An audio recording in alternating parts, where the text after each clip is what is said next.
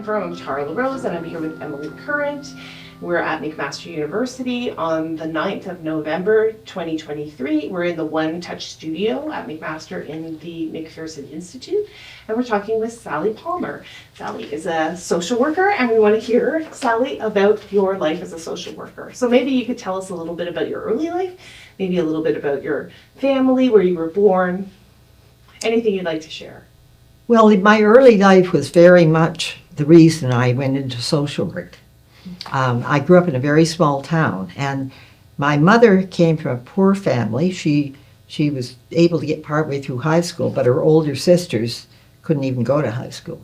And when she graduated from grade 8, she got the highest marks of anybody in the class, but she couldn't go to university because the family just didn't have any money. I think her father, nobody really told us, but from the things we have found, I think her father was a Bernardo boy who was taken off the streets of a city in England, in London probably, and sent over, and they sent them across the country, and people came out to the train station and picked who they wanted to come and work for them. And he was a farm laborer all his life until they decided they had to get their younger daughters into high school, so they moved into Brantford then. And eventually my mother, luckily for her, she met my father at a dance at Port Dover, and they got married, and she moved into the middle class. So I don't know whether it was partly because she felt more comfortable with people that weren't as well off, but they built a house on a street that was working class, but their house was middle class. And that's what changed made my sense of social justice, because I had two friends, both of whom, one father had a factory job, the other one he had fallen off a ladder and broken his back, so his wife had to go and work for a fur store, and her eyes were getting worse and worse every day. And whenever I got something, like to go to a camp, wasn't a ritzy camp, but it was a private camp, not a church camp, they didn't get to go. And I'd come home from my camp and find out they were going for a week to a church camp, so I'd get in there too. And, if they had bought new T-shirts, and it was probably the one new thing they got all summer, I'd go and get it too. And over time, it just made me feel that this is not fair. So I started out university at Western Ontario in secretarial science, if you can believe it. That's what it was called. And it was partly to go with their business school, that they wanted to have high-class secretaries. And over the years, often the people that were in secretarial science with me ended up working for men that had been at university with them, but had taken business, and they weren't nearly as smart as the women, but it was already sort of gender classified. So after my second year, I started thinking, I don't want to be a secretary, really. My parents thought, I grew up in the Depression of the 30s, and my parents thought it was important to get a job, and a lot of people had been jobless. And so if you were a secretary, you'd probably get a job. And so between my second and third year, for the summer, I had a connection with the woman who ran the local Children's Aid Society. She was married to my cousin. And so she gave me a job. And it was, I never met any cases that were much worse than that. They were out in the country. Some people had dirt floors in their houses. And I remember one little girl that her mother had died. She had 4 brothers and a father who didn't have really any idea how to look after her. And it was just very sad that it was kind of like hillbillies almost. And so that really got me hooked, that I wanted to go into social work. So I had to rush in the third year to get the things I needed, like psychology and sociology, so that I could fit into a school of social work. And so I went to U of T. That was about the only place you could go at that time. I don't even think Laurier had started then. And so, Sally, can I just clarify, approximately what year would have that Well, been? that was, Your first year and your second? In 56, I graduated from Western, and I decided to go to England for a year. And my father helped me get a job there. I was working with kids, and that was fun too. But it didn't change my mind about anything. It was a totally different country, but they were ahead of us in terms of social services. And they, at one point, oh no, that came later. Anyway, I came back, and I took, so it was 57, 58 that I took my first year. And I got married during that time. My husband was a student, so I went and got a job. It was called the Neighborhood Workers Association in Toronto. And it was really a family service agency. And I can remember the one family that really struck me what poverty was like. This was a man who'd gotten injured, just like my friend's father. And he couldn't do much except, sort of sit around. And his wife, she got $56 a month for family allowance for herself and her 5 children. And that made the basis of her rent. If she didn't have that, she wouldn't have been able to pay her rent. But she was able to put away a little more money and pay the rent. And really, the only thing wrong with that family was that they didn't have enough money. And my job ended up being going back to the office and begging for money for them. And years later, I heard a very prominent child welfare professor from the U.S. I was on a panel with him, and he said after years of working in child welfare, he came to the realization that what we really needed was more money, and that children wouldn't have to go into foster care. And kids themselves have said that. Like in later years, they started asking kids who'd been in foster care, about their lives. And they said, if my parents had been given the money that they paid the foster parents to look after me, I wouldn't have to be in foster care. So I've always been concerned about that. And that's what my present preoccupation is, trying to do something about the poverty people are living in. Your first job was as a child protection worker before you did your degree. Then you started your degree at U of T, you worked at the Neighborhood Workers Association, Yeah. And then what happened? Then my husband got a job about a year ahead of time to go to Western in London and teach at the law school. And so I thought, I've got another year here before we have to go to London. And there I'll never get an MSW if I leave Toronto. So I took the year off, and I got a don't know what they called it at that time, but from Ottawa, it was enough for us to pay our rent. It was $90 a month. We had an attic in Rosedale, and my husband, his father had an insurance business, so he worked part-time after classes, and we managed to put it all together. $150 a month we could get by. So then I finished my MSW, and I had to kind of pledge that I would work for a year at a government agency.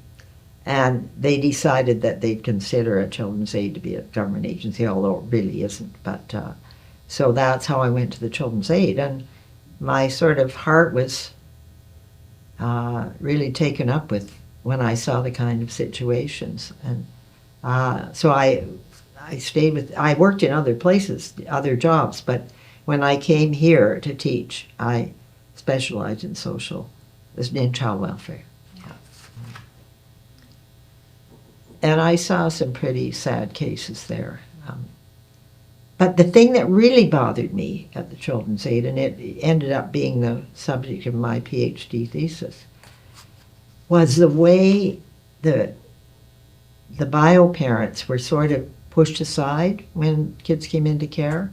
They didn't take them with them. They didn't want them to meet the foster parents. They felt that the foster parents could do a better job and they should be left to it. And that really, I saw that from about the first day. And I remember having some of my good friends it was a split kind of function, that if you were in protection, you had the kids on your caseload until they went into care, and then someone else took over foster care worker. So I don't know how they all work now, but it wasn't such a good idea because it made the child, it was the people that were working with them didn't know the family and didn't have any sort of loyalty to the family to make sure they got to see the children. Later on, the legal system decided to make it a rule that bio parents should be able to see their children in care. But there were always ways around it. The one I'm closest to right now is the Toronto Children's Aid because I belong to a committee there. And they have a special room where the visits take place in the Children's Aid building instead of just letting them be in a more comfortable setting. And they watch them through a one-way mirror because they're collecting evidence that if they think that the parents aren't ready to take them back. I heard what you said about the fact that you were the only person at the agency with an MSW and that the person who was sort of above you had a BSW. Was that common in that time? Yes, it was. I don't know when the School of Social Work got started, but I guess most of them stayed in Toronto to work. Yeah, that was not surprising. And I probably wouldn't have gone to the Children's Aid if I'd had a choice. And I found that with the students at McMaster, the School of Social Work. The child welfare, there were a couple of courses in child welfare, just a basic one, and then there was one, child abuse and neglect. And the people who took those, the ones that ended up going there, the ones that did go there were usually people who could, because everybody just thought it was a really hard job, and it is. Well, it was really a landing at the children's man who I was taking him to court. Some bad things with his children. And he said, and I shouldn't be bothering them. And I was able to push me across the room. Yeah, and I think nowadays they send police with you. But I used to go into one home where the father was always late coming home from work, and it was clear that he'd been drinking. His wife was in a psychiatric hospital, and he had having to deal, they were only about 8, 9 years. He'd be pretty angry when he saw me, but I was asking for a policeman to come. Okay, so. Wasn't much attention to worker safety. Yeah. For some reason, I think they didn't. They did go in. The average one would stay about a year. It happened at McMaster School of Social Work. About 5 or 6. Oh, yeah, 5 or 6. The 2 children's aides in Hamilton once came to the school and said, you know, we're tired of graduates who only stay for a year and a half, and they usually. And could you identify the program so they get 2 placements in child welfare and they take, and so they started to do it on a trial basis. And after a couple of years, and I had my oldest friend when she died, so I'd given some money to have a conference, have a child welfare. And there was quite a bit of money, and they only had one. It was too much work for the present child welfare. So they had this money, so I gave them the money to be able to continue the program, and then they got government funding after.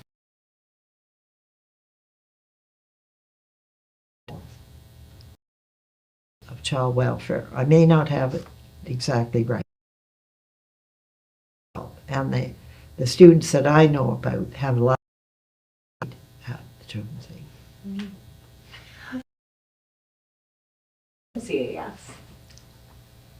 60 to then I had a couple of children. But then they decided that people would phone and were a bit overwhelmed, and they maybe a child there. I'm trying to think where they got them from, but they wanted somebody to come and so I was asked if I would go out and interview these people and see whether it was a suitable home to place somebody in. Well, they were going to give them a foster place. That was it, but and seemed like a suitable person to do the job. Then they had another job. At that time, if people got divorced and they had children, somebody would come out from the children's aid, see whether they had made proper arrangements for the children, and be both the parents, because often the husband was in my office because they were being pushed aside, but pretty angry and didn't want the father to have anything out of their lives. I would write it up and send it in. And now it's the children's lawyer, they call it. And they between the parents about who, whether it should be 50-50. Worked out really well because I had my home, and I would go out every night of the week, see a family and write my report. And in the end, I wrote an article about it, that got published in a legal. Wow. It was kind of interesting. So, what years that was? I think that took me to 1969, and then I had another. And I'm trying to think what. No, it was even before that. They wanted somebody for a supervisor, and they thought an M than not. And so that I worked 3 social workers, and I had the children at that point. And then after a while, they got into school. When I started coming back, they didn't have, that was 1969, available, so they sent me to St. Thomas. If they needed a supervisor there, it was kind of a long drive. It took me 40 minutes to get there and back again. But I really enjoyed social work so much. I didn't want to be at home and just leaving it behind. And I did some training there because they didn't have any senior people. So what was supervision, being a supervisor, like in 1969? Like, what were some of the things that you were responsible for? How did you interact with the workers? Well, part of it was when they had to make a decision about whether they were going to take children into care, they had to go through their supervisor. And a lot of it was just things that were coming up that made them uncomfortable, because most of them, they might have a degree in psychology or sociology, but most of them did not have a degree in social work. Do you know? Do you remember, just out of curiosity? Yeah, I'm trying to remember myself. Well, I think I told them the story, and maybe they just forgot about it, because I don't remember that anybody asked these people to change their outfits. I mean, it's sort of like in a hospital now, I had an operation and they had floral outfits and nice little caps on, the people that operated on me. So I think people aren't as definite about that anymore. And I guess it didn't get a lot of time. I don't remember making an issue out of it. Okay. So what happened after your time doing the supervisory role in sort of St. Thomas in London? We're at about 1970-ish now. Yeah, I guess it was in St. Thomas about 3 years. I should have brought my CV with me. Then I Sorry. know. Well, I saw an ad. I saw an ad in the paper for a social worker at Victoria Hospital in London, and I answered it, and I got the job. And it was really pretty interesting. It was, they had a home dialysis unit, because London had a lot of farm communities around in the Middlesex County. And so people who were on dialysis were often a long way from coming into town and going on a machine 3 times a week. So they had a program where they got 10 weeks of training all day long, the person that needed the dialysis for kidney failure and their partner. It was usually the husband or wife. And they taught them how to do the work of assisting them. And then they put a machine in their home. And they needed a social worker because it could be dangerous, it was tricky. And they wanted to make sure that people were stable enough and had a good enough relationship to do this work. In fact, one person we had, she was only 17, and she came from the Bruce Peninsula, an indigenous community there. Her father was the chief, and we had trouble with them because the father wasn't happy that he had to put his daughter in the hands of white people. His experience with white people is, well, we're hearing much more about it now, so don't have to explain that. But I remember he used to say, you people shouldn't get pregnant because it would be very hard in her system. And in fact, she did get pregnant and she didn't live after having the baby. So that was pretty sad. And I had a good relationship with her. She invited me and my husband to her wedding, and I ended up giving a speech to the bride because the uncle who was supposed to do it went home. It was interesting working with those. So this case came up where the nurses who were training the people, this was a husband and wife who were in their 60s, and they were saying that it wasn't going well because the husband was very controlling of his wife, and he wanted to be doing everything. He wanted to assist himself. He didn't seem to want his wife to be part of it. And so she wasn't learning very much. And I said I should come in and talk to them. That was definitely my role. And they didn't think so. These people were too old to change. They were in their 60s. So I didn't get to help them. And one night, when they were at home doing the dialysis, the dialysis, there's a membrane, a plastic membrane that takes the role of a membrane inside the kidney that filters out the bad stuff about the blood and the things that their body can't handle. And they were taught that occasionally these plastic things had leaks, but that it would happen probably in the first hour, and there was 4 hours of dialysis. So this happened in the 4th hour that it began to leak, and you could watch the blood sort of coming into the water that was supposed to be filtering it. And she phoned was it a clinic? Home dialysis. It was a unit, and it was a little house. And she only lived 10 minutes away. But it was at night, so there weren't the people that she was used to. They were night people. And they didn't know much about her. And they decided to get in the car and go over there. It's 10 minutes away. Well, he was dead by the time they got there. And we had a meeting with the doctor that was in charge of this unit and the nurses and me. And the doctor didn't want to tell any of the other patients about this. He said, oh, they'll all be afraid to go on dialysis. But he was a pretty self-centered guy. He wanted things to be easy for himself.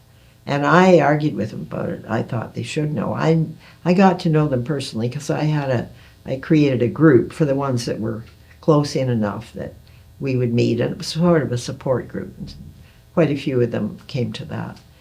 And but I didn't make much of an impression. The nurses did what the doctor said. So a few weeks later, a couple came in that the nurses just loved. He was a policeman in Stratford, and his wife was lovely, and they'd been a really good team, but they had a bad plastic dialyzer too. And she knew what to do, but they were really terrified by the whole thing, and they came in the next day to talk about it. And I had been helping him. The one thing the nurses wanted me to do was get his job back, because the police chief in Stratford was treating him as if he was sort of no good anymore, because he was on dialysis, and he seemed to want to get rid of him. And he made him give his uniform up. He let him go to schools and talk about safety, but this guy was pretty broken-hearted about it. And boy, that was just one lucky thing for me. It turned out, I somehow found out that the police chief was in trouble himself.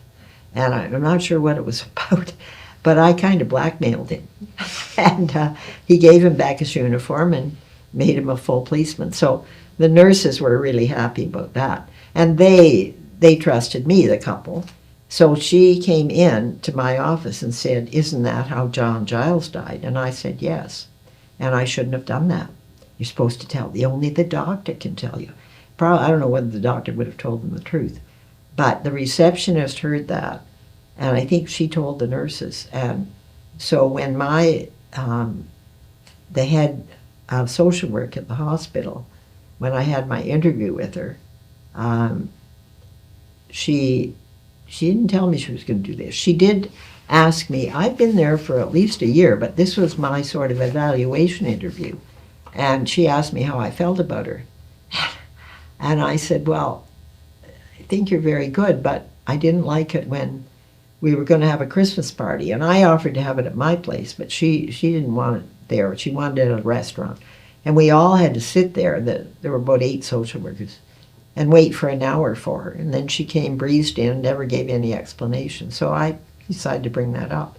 She told me I was rattling skeletons out in the closet, etc., etc.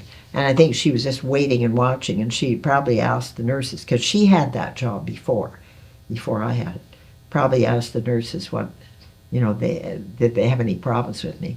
So she got the doctor to write me a letter and say that I was being fired for sharing information about one patient to another. And I had to get a lawyer to get the letter thrown out, because if I told the whole story, the doctor wouldn't look very good, since he had not wanted to tell the patients. So he tore the letter up, but I left anyway. And then 2 of the other people that were still in there, one after the other, came to me, and they'd been fired, and could they get a job at where I was now working? But I think I wasn't suited to a secondary setting, because I went to work at the London Psychiatric Hospital, and there the psychiatrists are the ones that are the big bosses. And maybe you don't need to hear all that. No, actually, that's very interesting. Can I just ask, so the person who was supervising you in the dialysis team, was she a social worker, or was she another? Well, she wasn't in the unit. Oh. She was in the main hospital, which was sort of a couple of streets away. And I had a session with her about once a month about how things were going. Yeah. And she was a social worker? Yeah. Okay. She said she wished she had an MBA. That's what she would have been better at, I think. But she had a master's in social work, yeah. I don't know why she did definitely say she would have rather been in business administration. I mean, she really did have a problem. She was very bossy, and she certainly didn't want to be criticized. That was my mistake. I tend to be very open about my feelings, and I shouldn't have told her what I thought. But anyway, and I ended up leaving the psychiatric placement. I liked the people there, I liked the doctor, but he'd tell me I was going to be the prime therapist for people that he wasn't doing that well with. And he liked what I did with them. I made some headway. But then he'd tell me when I came in on Monday, I discharged this person on the weekend. And he hadn't even discussed it with me. One day, and he told me, he said, I told Lydia that she really should get into a situation where she's not having to sort of kowtow to the doctors and go back to school and get a PhD. So I thought it sounded like a good idea, so that's what I did. Because I felt it's, again, the doctors are God in a hospital, and you can do good work, but they make the decisions. So it sounds like when you moved from the dialysis unit to the psychiatric context, the supervision was directly from the psychiatrist. Is that correct? No, I had social work as well. So you got double duty. He was a good friend of mine. I was the president of the local branch of the Ontario Association of Social Workers, and so that's how I knew him. And I told him I'd lost my job, and he found a job for me. And so by then I was getting pretty experienced, so I didn't need a lot of supervision, except that I did become, trying to think, whistleblower. I became a whistleblower because I was always feeling very much that I had to support the patients or the clients. And one day a mother came to my office that I think I'd met once or twice. She had a son, about 18, that had been in the psychiatric hospital. Most of them were older. And when she came, he was discharged. When she came to get his clothes, they only gave her a few things. And she said he had a lot more than that. And the man that was one of the nurses, or he wasn't really a nurse, he was an assistant, I think. He yelled at her. And when I phoned down to the ward, because we were in the central block, the social workers and psychiatrists, and then there were wings out from the hospital. And something like the one that used to be in Hamilton. Mm-hmm. And so we didn't get a chance to talk very much with the nurses. So I phoned and they called him Ivan the Terrible. And he had a henchman named Bob that sort of supported him. And everybody was afraid of him, I think even the social workers. Anyway, he started shouting at me through the phone. So I thought, I can't put up with this. And I actually went in to see my friend, the head social worker. At the same time, the head social worker from another hospital in town in there. And I told them about what happened. And I think maybe Sam would have said, oh, just forget it. But because I was saying it in front of another head social worker, he said, you've got to do something about it. And so I told the psychiatrist. And it just happened, I hit him at the right time, because he was getting worried about some things the patients were saying in interviews. Like if it was a woman who had a husband waiting at home, he would sometimes see them. And sometimes he had me in on that, and I was good cop and he was bad cop. He would say the hard stuff to them, and I'd be nice to anyway, it worked quite well. But he decided to have a meeting with these aides, all the nurses and the couple of men that were running, including Ivan the Terrible. And we all went down and had this meeting.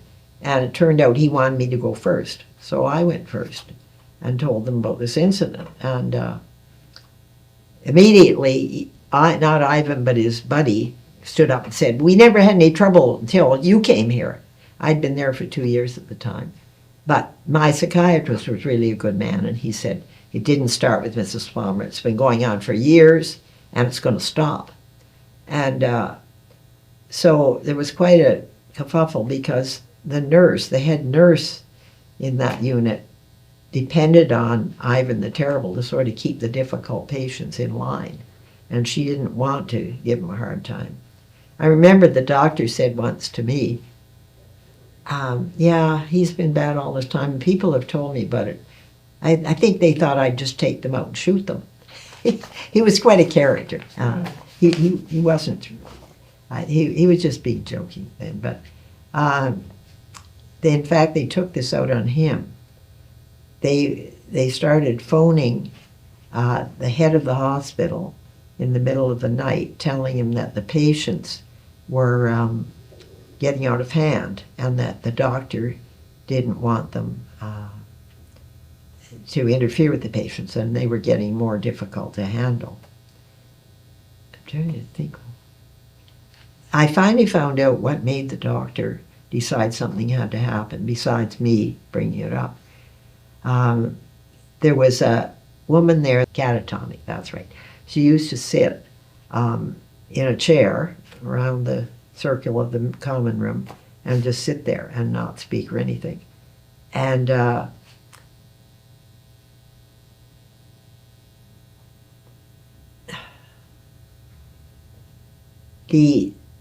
think somebody told this girl's parents that they were pulling their daughter around by her hair, and what it turned out to be, she'd be like this, and she had a long ponytail, and I don't know whether it was Ivan the Terrible or somebody else, but they'd take her by the ponytail to make her straighten up. And when the psychiatrist was in an interview with this girl's parents, and somebody said this about pulling her around, and then she died. That's the worst part. She did die. Nobody seemed to know she was dying. So the psychiatrist thought, he was going to get into trouble, and the hospital was going to get into trouble because of some of the things that were happening down the ward. And so that was the sort of thing that Ivan or Bob would do, is use the hair to straighten her up. Mm-hmm. Anyway, this might be a digression in some ways, but these are the things I remember about my career. Mm-hmm. And so I left and went back to school. And I was very happy. I loved it. And I was really happy I got a teaching job, because I was 43 when I started the PhD, and I was 47 when I got it. They hired me when I was a year away from finishing it, but the only other person that was applying for the job hadn't even started her PhD. So where did you do your doctoral work? At U of T. At that time, Laurier hadn't started a doctorate. And I'm thinking that maybe we even have a PhD at McMaster now. Yeah, I left when I was 65, because at that time you had to, but I'm probably glad I did. I was a little worn out. And I wanted to do advocacy stuff, and I'd gotten into it, and I really didn't have time to do both. So can you tell me a little bit about what was it like applying for a PhD? So this sounds like 1979? When I started at the PhD program, it was 78. 78, okay, my math's not too bad. So 1978, what was it like to apply for a doctoral program? Were there a lot of women in the program? What was the atmosphere like? What was happening? Tell us a bit about that. Well, they had a few people that didn't have PhDs teaching at U of T, and I did get sort of asked one of those questions, well, what is going to happen to your family when you're coming here? Yeah, I did get asked that by the person that was interviewing me to see if I could come. And how did you answer that question, Sally? Well, I said I've been working all along, and I think we can handle it. Actually, my husband wasn't as good as I thought he would be. I wasn't going to bring this up, but that 1978, I actually lost one of my children. He died in a canoeing accident in July, and I had given my notice at the psychiatric hospital, and I had been pretty sympathetic toward the patients there, but when I went back after being off to deal with the death, one of them said, well, you missed my appointment. And I said, well, didn't you hear what happened? Yes, but you shouldn't have missed my appointment. Anyway, I'd made up my mind that I was leaving, but I was glad that I was going to be somewhere where I wasn't a tragic figure, because I knew a lot of people in London, and I could see that they were kind of avoiding me. And it was a hard time, but to go fresh to a place where they didn't know about it and I didn't talk about it was good. But my daughter, she's now 54. When she was about 21, she told me, we were away on a holiday together, and she was feeling good toward me, and she then told me that she was hurt when I went off, because I would be away a couple of nights a week. Maybe when the classes were going on, it would be that I'd be away, Tuesday and Wednesday night, and then I'd go back to Toronto again on Friday. And my husband didn't do the best job of looking after them. He sort of had his own life. And she went to a social worker when she got married in her first marriage because things weren't going too well, and it came out that she felt abandoned. So she finally told me that. But I made up for it by looking after her children so she could continue teaching. I looked after them part-time so she could teach part-time and then continue being part-time the next year. Mm. So we've made up. But that was a factor in just what I was going through at the time.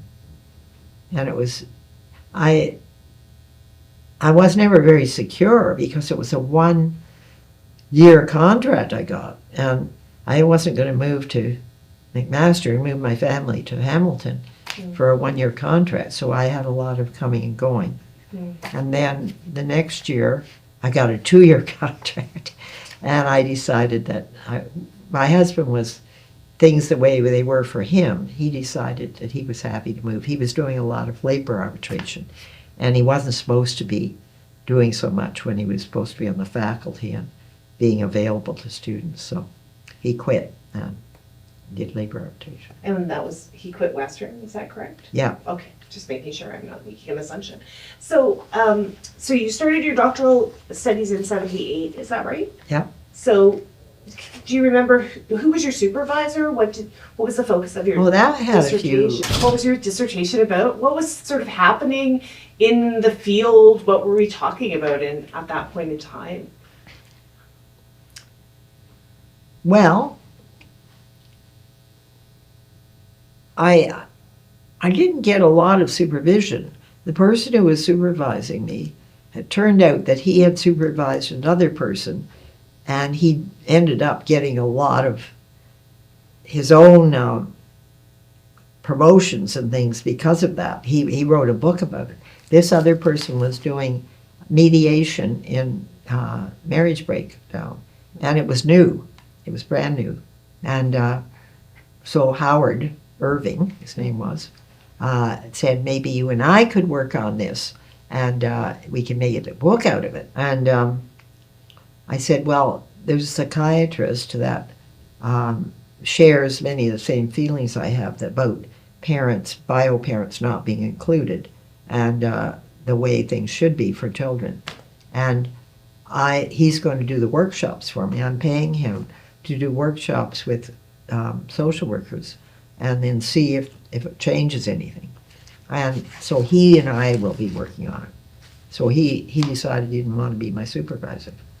So I got someone else who really wasn't very interested. So that part was disappointing.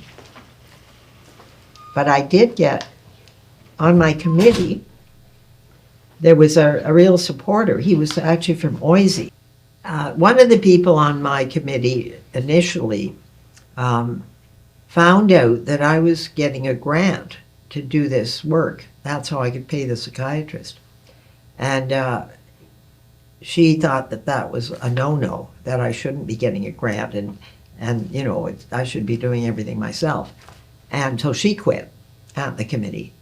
And the man from OASW, he said that at OASW they thought it was great if you had a grant to do this.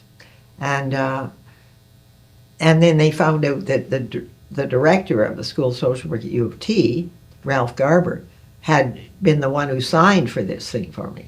And he thought it was a good thing. So I was kind of left out, and they gave me to somebody that didn't really want to do this. A good example of what that is, that the day that I defended my thesis, and they said, you know, now you're Dr. Palmer, they all left, including the one that was my supervisor. And I was out on the street, kind of walking up St. George Street all by myself, and along came a woman who'd been my supervisor during my MSW, and she took me out to lunch, so that was nice. But these things happen, I guess. You just never know. And the thing I was studying was just something that was dear to my heart, about trying to get social workers to be more knowledgeable and more outreaching about kids in care. And I can remember myself when I was my first job at the London Children's Aid, a little boy that he really had to come into care. His parents were quite old, and they were either sick or mentally ill, and there wasn't any choice. But I remember him curled up in my car in the front seat. I was taking him to the foster home, and he was only about 7, and I really didn't know how to talk to him. Like, I was traumatized by it too, and so I felt it was really important for social workers to have some training in this, and that's what the project was doing. The man that did it was just wonderful. He'd written about, he called it truth or consequences. He said often children get a sort of candied up version of why they're in care. Nobody really tells them what's happening at home, and they wonder and they make things up about it, and that we needed to tell them the truth, or the consequences would probably be that they would maybe make a worse story up, but certainly feel that they were rejected. That was often it. If they found out the reason things had gone the way they did and they had to be in care, usually it was better than what they imagined. And so he was terrific. Actually, he just died about a month ago. I went to his funeral. But so my heart was really in it, and that kept me going, because there always comes a stumbling block, and mine came when all those people deserted me. Like the one thought I shouldn't be getting any money, and the one that wasn't going to work with me if I didn't write a book with him. And I was sort of left on my own, except for this one nice guy from OASW. And you sort of feel like everything's falling apart. My daughter got a PhD. She was in English, and she teaches now. But I talked to her supervisor, who was a lovely woman at McMaster. I think she was half Indigenous. Anyway, she said, yeah, she got over the hump. There was one point she came into my office, and she'd been crying for 2 days in front of her computer because she was stuck. But after she got through this, Sylvia Bowerbank, her supervisor, said to me, I don't have to put the smiling stickers on her work anymore. I thought that was rather childlike, but she got through it. But everybody, I think, in fact, I've watched cohorts go through, and only 50% seemed to finish. Mm-hmm. But there was no reason I wasn't going to finish. That's one thing about me, I'm a finisher. That's why I'm still doing this advocacy at 88. So it sounds like I'm making an assumption maybe, so let me rethink what I'm going to say. So the idea of providing training to social workers who were working in Children's Aid Society, I'm hypothesizing based on my own experience of starting to work in the field in the 90s, was a pretty radical idea. Was it not?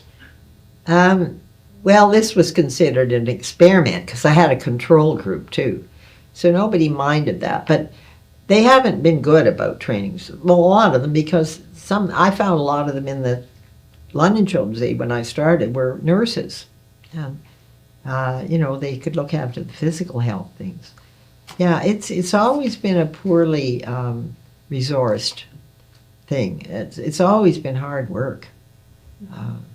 I often supervise students, not supervise them, but I'd have them in the course here where they were placed, and they had to have a getting together, like you'd have 8 or 10 of them in I don't know what we called it, but once a week they'd all get together, and I'd be running the group, and they'd talk about their experiences in their placement.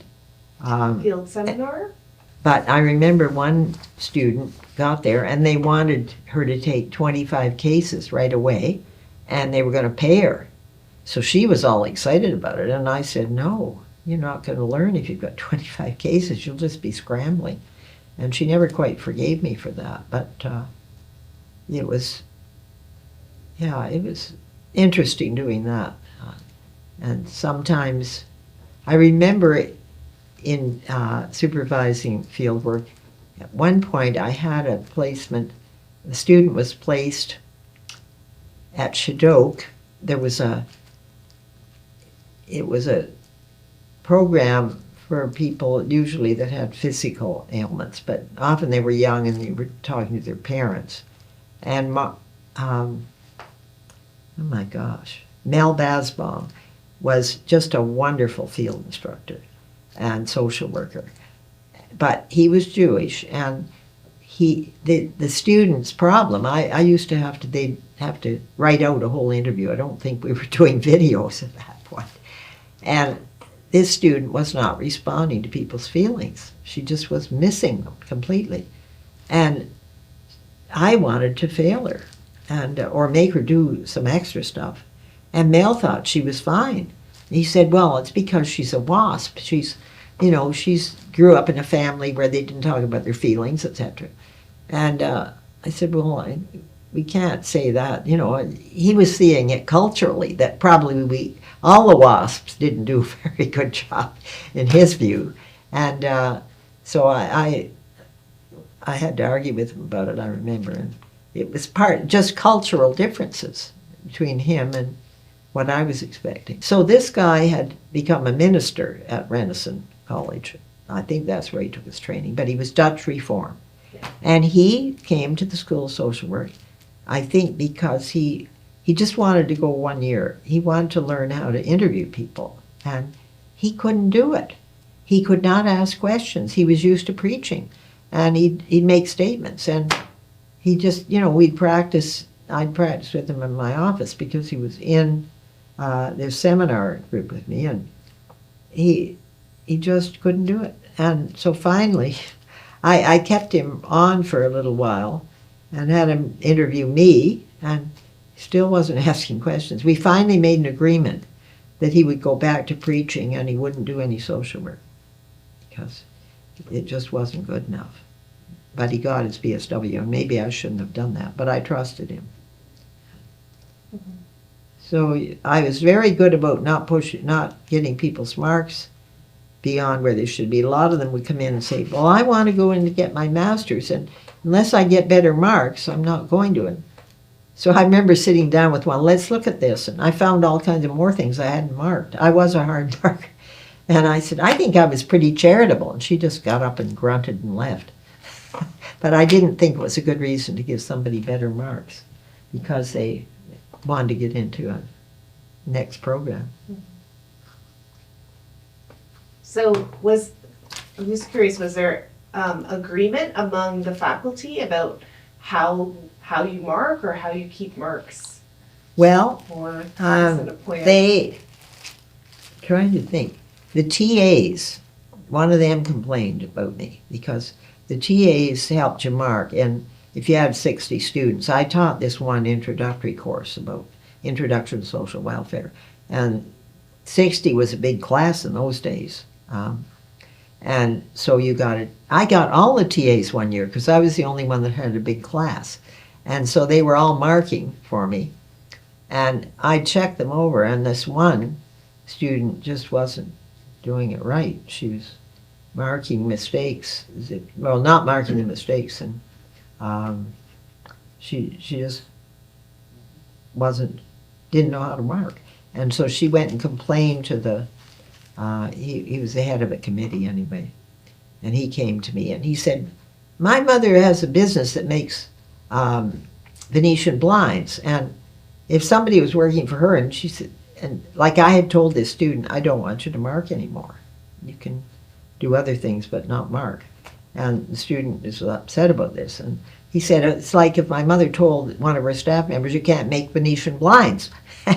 So he was siding with the student. Now, I don't remember quite how we got into this, but what was your question? My question was about a sneaky way of asking about grade inflation, like, Yeah, well, I was a hard different ways of marker. understanding what the baseline of marks should be, and so you can get into conflict with your colleagues about, keeping marks low or keeping marks high, or. Well, I remember I taught at King's College for a year, which was part of Western, because somebody was away before I got my job at McMaster. And I was picky about just their writing quality, making mistakes, grammatical mistakes, spelling mistakes and things. And I said, when you're working as a social worker, you're going to be asked to do reports. And the quality of the report will affect your credibility. And so it is important. They were saying, this isn't a course in English, so why are you making such a fuss about our English? And one of them later told me that, or one of the ones at McMaster said, oh yeah, you used to have red marks all over my paper. Well, I didn't use a red marker, but anyway, she said, but afterwards I was glad that you'd done that because I did improve, and she saw the importance of it.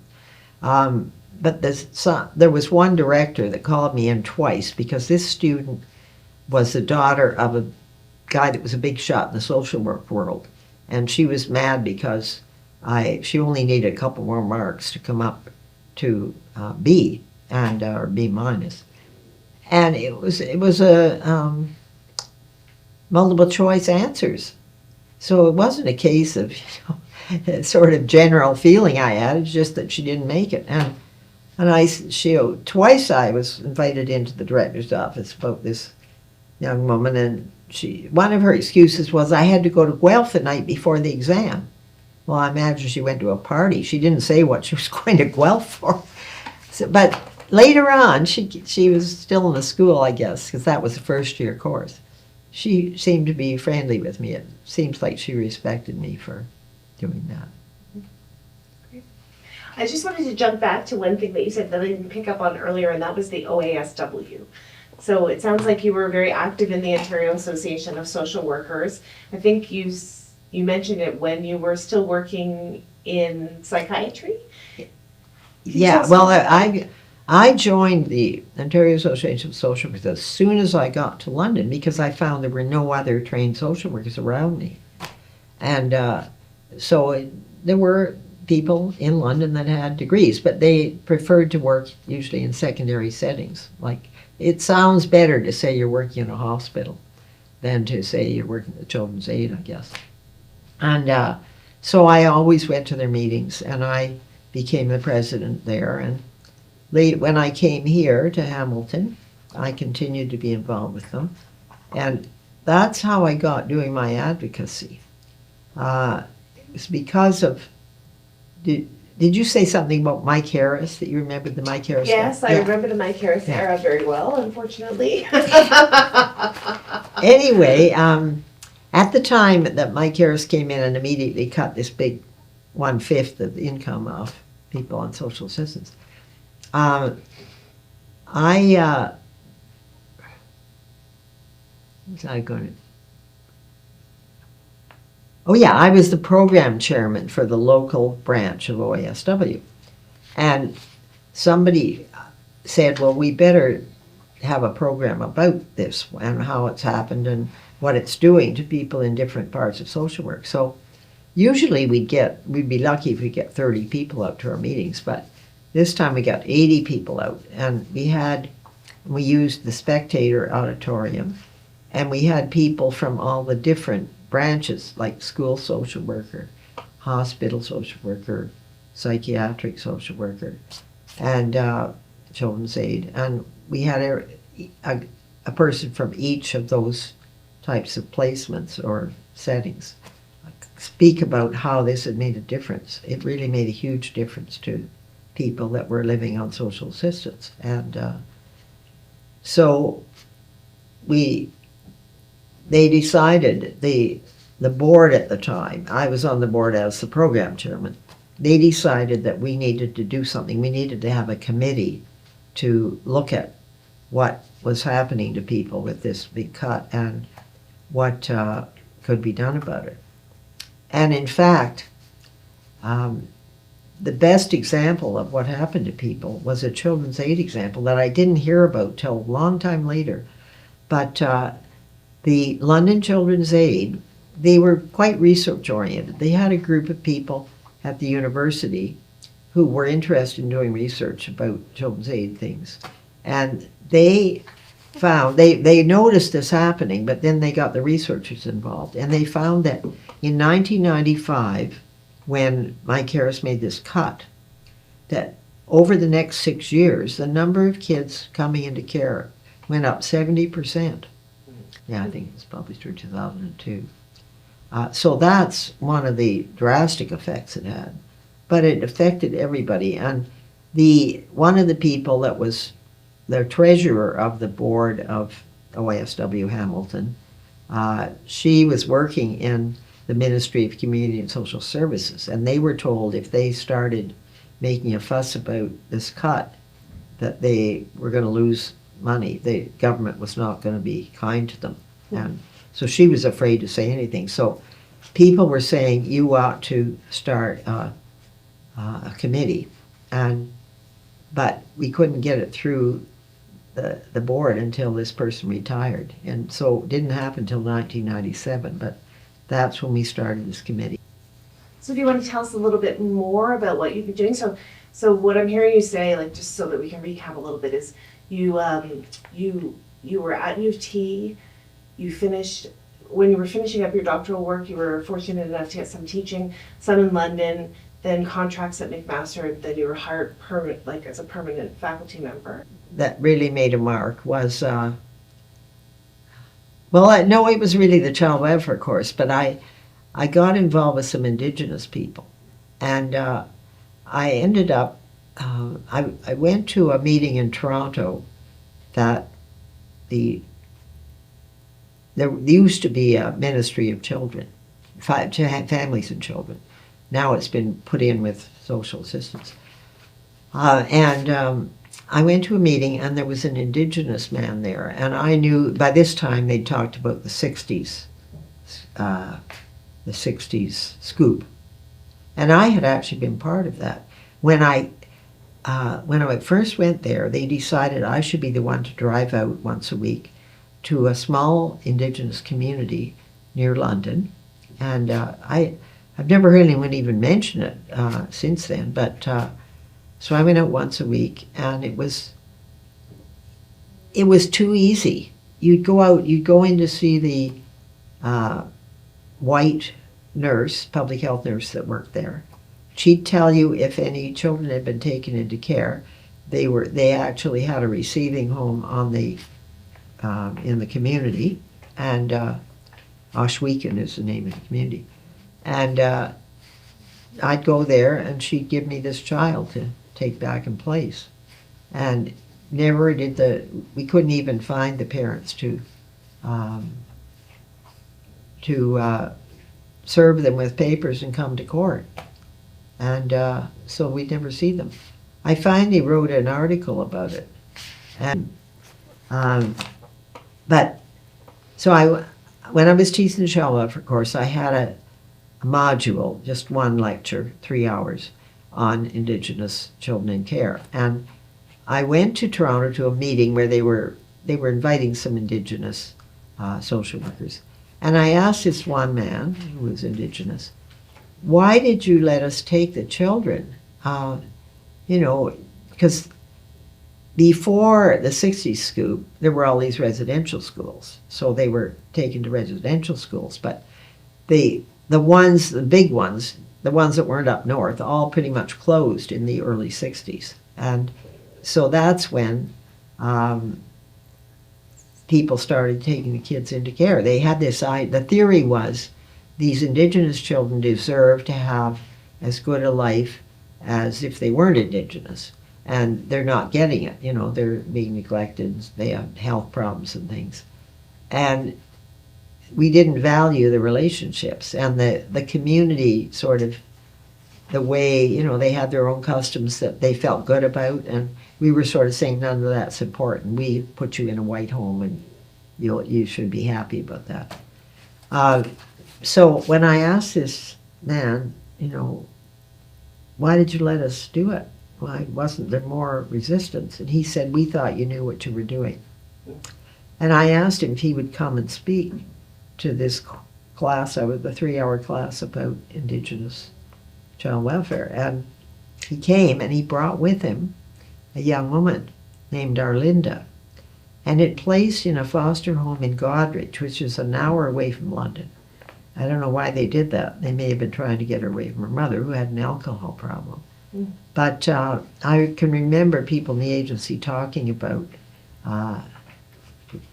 Bernie, I think her name was Bernice, the mother.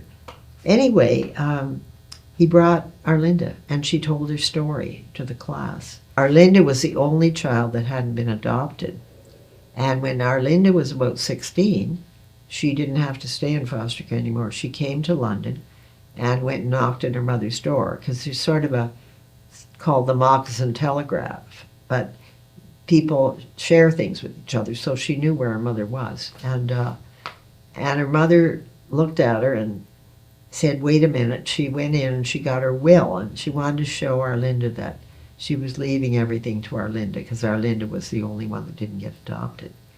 And Arlinda eventually went to Toronto, and she was drinking too. And she finally met up with this social worker, and she told her story. And she told how the foster sons in the home where she was in Goderich once put her in the garbage can, told her she was garbage.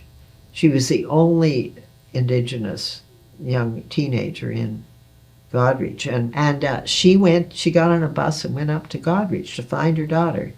But the police somehow heard about it. There's an Indigenous woman, probably she's after Arlinda, and you better keep Arlinda home. So they went out of their way for her not to meet her mother. And anyway, Arlinda told this story that had a lot of us, if we weren't in tears, we were feeling that way inside. And I remember meeting a student later, 5 years later, who had taken the course, and I said, do you remember that? She said, if I didn't remember anything else from my time at McMaster, I'd remember that. It's really heartrending. And I was speaking at Children's Aid conferences at that time, and I got her to come with me to Windsor, because they were having a conference there. And she made her speech, but it took so much out of her that she didn't want to do it anymore, because it was so painful for her. So that got me very interested in Indigenous people, and I wrote an article, I published an article about, I called it Racism, Countering Racism with First Nations Children. That was the term at the time, in care, and in foster care. And then that's where I was told I had to have an Indigenous co-author. And he helped me to understand why they didn't come to court and try and get their children back. And it was because we just always had so much power that they'd given up. They figured once they've got my children, there's nothing I can do about it. So I've kept up my interest in relations with Indigenous. I belong to a group called the Children in Limbo Task Force. It was actually started by that psychiatrist I told you about that just died, that did the workshops for my thesis. And he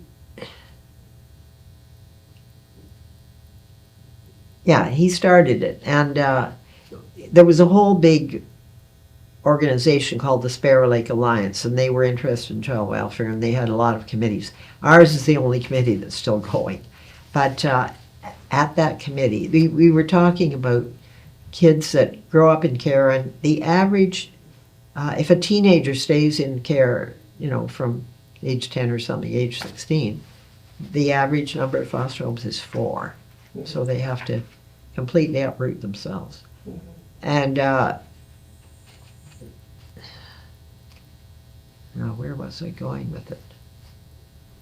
Well, we were saying that children in limbo, they get separated from their communities and their parents, and they really don't belong anywhere. And I've listened to a couple of young men talk about this. There is a little something being done at Toronto. They've got a Children's Aid Foundation, and they raise funds, and I've heard 2 boys in their late teens talking about this. This was for Black, it wasn't Indigenous, but Black kids also get treated differently. And they had something called Soul Journey, and they took them to places where they would feel some pride in their history, like the black ones were taken to Montgomery, Alabama, where I can't remember his name. He was a minister, a black minister, somebody junior. He was the one that said he was hoping for a world when black and white children, every color of the rainbow, could sit down and be treated the same way. Anyway, Martin Luther King. that's the one. Yeah, I was hoping you could think of it. And they even took one of them to Africa to see how black people lived over there. And they took them to Halifax, where it may have been more in Dartmouth, again, across the water, but they had Africville there. And to introduce them to people who had done things to make them feel proud. And it did, both of them. I heard them talking about it in two different situations, and one was the conference that we had here. And they said that they came back and they started involving themselves more. They joined some sports teams, because often they're good at sports, and they got friends and didn't feel so out of it anymore. One of them said, I was a black kid from Scarborough and I felt nobody wanted me. Because in school they're often sort of dismissed by the teachers as not learning well. Yeah, and it made me think, if you've got some authority in some area and it's really easy to use it, you should think twice about it, because it was too easy. Nobody ever questioned you taking the kids into care, and except for the kids, they looked pretty scared. One of the people that belonged to this Children in Limbo task force, we were in the Children's Aid building, and on her way into the building, she had seen a social worker taking a young kid to place him. And he was looking scared, and she said, it's pretty tough, isn't it? And he started to cry. And the worker said, you've upset him. And this girl said, well, no, he was already upset. I just talked about it with him. Yeah, and I'd been that way when I was brand new, too. Didn't know what to say. Well, Sally, I'm thinking we're close to time. Yeah. Are there any other stories or highlights that you don't think that we've gotten to that you want to make sure we include? Well, the stuff we're doing right now, Okay. the committee that was called the Social Action Committee of the Ontario Association of Social Workers, we kind of got sort of pressed down a bit by the Toronto office, where the people are paid. It's not a volunteer thing. The Ontario Association of Social Workers. And they, for a while, they were absolutely sure that they wanted to be on good terms with the government. And they didn't want to do anything to upset them. And it was partly because the government passed a law, or a piece of legislation, about psychotherapy, and a psychotherapy act, and it was who could call themselves psychotherapists. And they didn't include social workers. And social work, the OASW was really upset about it. And they still are paying 2 law firms to give them advice about what they should.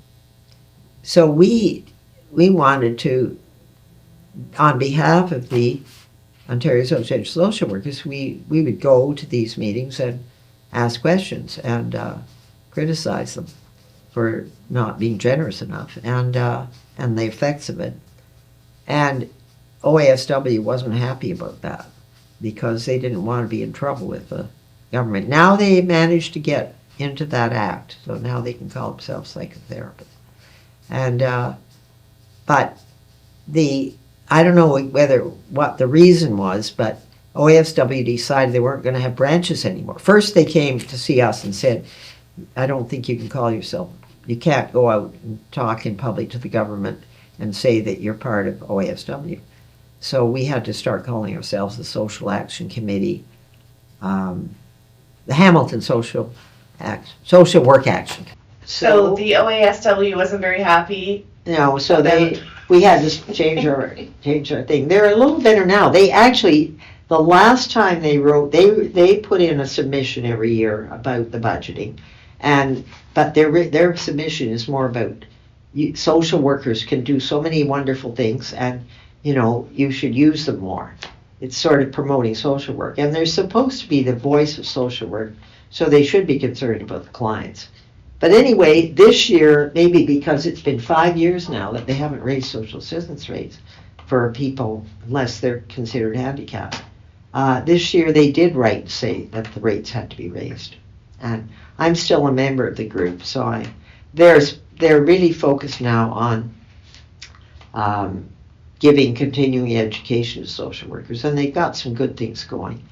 Plus, they now have a director of the OASW who's from South Asia, Indian and dark-skinned, and so she's big on racism, and they've done some good things about that too. But we had to kind of part company with them. They weren't going to help us with this. But then they decided they didn't want to have any branches anymore. They've got community engagement workers in each community, and I don't really have time to read everything they're doing, because I've got to focus on that petition campaign. And did I tell you where we were at with the petition campaign? No, maybe you could tell us a bit more about that. Well, we were doing things like getting people to sign letters about raising the rates, and we were sending them to, I don't think we were sending them to the Premier, we were sending them to our own NDP people. But one day, I joined a hiking group. They hike for 2 hours once a week. And there was a woman there who said, I remember you came to talk to our group about raising social assistance rates. And are you still doing it? And I said, yes. Their group was the Canadian Federation of University Women. Have you heard of it? Yes. And there's a branch in Hamilton. And they called it Advocacy and Activism Committee. And so I was trying to get them to help us with our work. And I didn't get very far. But she remembered me, and she said, you really ought to have a petition campaign. And she reminded me about something that they had a petition campaign about a long time ago, and it had worked out well. It's mentioned, not as a petition campaign, but it's mentioned in here when they had this Stop the Clawback. There was federal money being sent to poor families across the country, but Ontario took it, if you were on social assistance, they gave you that much less in social assistance. It was criminal, really. And they got them to stop doing that. So just about that time that she came to my place, because she couldn't hike all the way when we were supposed to meet, but she came to my place with a lot of material that they'd used back about 13 years earlier, and it inspired me. And then didn't we get somebody who knew, he's an NDP MPP from Kitchener Centre. She sort of disappeared. I think she had illness in the family or something, but she said you should have a petition campaign. So we decided we had a virtual meeting with the woman, the MPP, and we started. And now we started getting the petitions signed and read out in the legislature. They have these petition sessions every day at 1 o'clock. Not many people come, though, just the people that are presenting, I think. And so we've had 110 presentations since the spring of 2022. And we've got some NDP people that are really keen, and we can send, when they let us know that they presented them, we can send them another batch. And so that's how we managed to get 110 readings of it. Wow. And we've also had, there aren't very many Liberals, like there's only about 8 members, and so we've got about 3 of them that have done it, and 3 independents, and we're just keeping at it. And maybe we're doing something else as well, but I'm getting kind of tired. So okay, super. So I'm wondering, just in closing, if you have any final thoughts or advice that you would give to someone who is entering into the social work profession and who has interest in leadership? Well, I think they should join a group of social workers in their community. Like now there isn't quite the same structure, the branch having a branch board and everything, but there's still community engagement and somebody doing that. And so the OASW is a worthwhile group to belong to. They were hurt badly when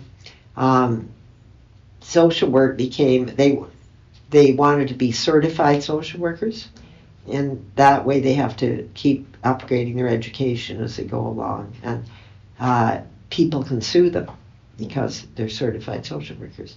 And that came along when I was already teaching, so I never joined that. But they have to pay $300 a year to belong, and so to go ahead and pay another, when I was working, it was probably about $150 to belong to the OASW, and so people didn't continue their membership of OASW, and they attract private social workers because they need to be able to get insurance in case they get sued, and they do insurance, or they have a good deal going. But I think it really is important to have support from other social workers, other people like themselves. I wasn't always a leader. I was, especially when I go to a new place, but I would join and I would go to the meetings. Okay. All right. Well, Sally, thank you so much for your time and for your energy. We really appreciate it. Oh, thank you. It was great. It was fun doing it. Oh, good.